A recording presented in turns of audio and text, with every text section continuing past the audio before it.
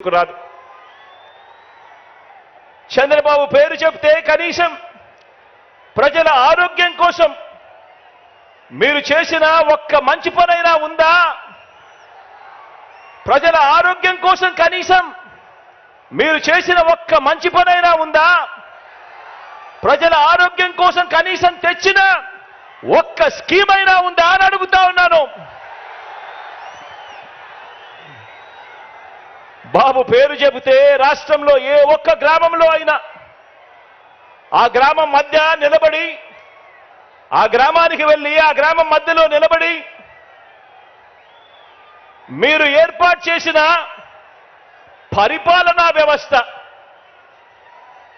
చంద్రబాబు గారు ఏర్పాటు చేసిన పరిపాలనా వ్యవస్థ కనీసం ఒక్కటైనా కనిపిస్తుందా అని అడుగుతా ఉన్నా.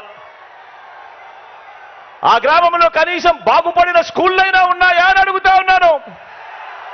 ఆ గ్రామంలో కనీసం బాగుపడిన హాస్పిటళ్ళైనా ఉన్నాయా అని అడుగుతా ఉన్నాను. 14 సంవత్సరాలు ముఖ్యమంత్రిగా పరిపాలన చేశాడు. 3 సార్లు ముఖ్యమంత్రి అయ్యాడు. అయినా కూడా కుప్పం నుంచి ఇచ్చాపురం వరకు ఏ గ్రామంలో అయినా సరే ఎవరైనా కూడా ఆ గ్రామంలో ఆగినా ఆ గ్రామంలో అయ్యా చంద్రబాబు మీ మార్క్ ఎక్కడైనా ఉందా అని అడుగుతా ఉన్నాను. ఇదే పెద్ద మనిషిని చంద్రబాబు నాయుడు గారిని ఈ వేదికపై నుంచి. బాబు పేరు చెబితే సామాజిక న్యాయం అనే పదం, చంద్రబాబు పేరు చెబితే సామాజిక న్యాయం అనే పదం కనీసం ఏ ఒక్కరికైనా కూడా గుర్తుకు వస్తుందా అని అడుగుతా ఉన్నాను. ఈ పెద్ద మనిషి చంద్రబాబు పేరు చెబితే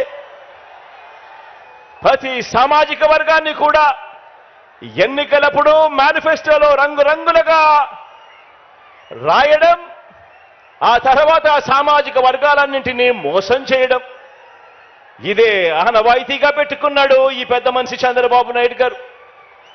1995 అప్పుడు చూసినా, 1999 పోనీ అప్పుడు చూసినా, లేక 2014 పోనీ అప్పుడు చూసినా కూడా సీఎం అయిన ఇదే పెద్ద మనిషి చంద్రబాబు గారు ఈ 3 సందర్భాలలో కూడా తెలుగుదేశం పార్టీ తరఫున తెలుగుదేశం మేనిఫెస్టో అంటూ ఇచ్చి, మీరిచ్చిన మేనిఫెస్టోలో ఏనాడైనా కూడా కనీసం 10% అమలు చేశారా అని అడుగుతా ఉన్నాను ఇదే వేదికపై నుంచి ఇదే పెద్ద మనిషి చంద్రబాబు నాయుడు గారిని.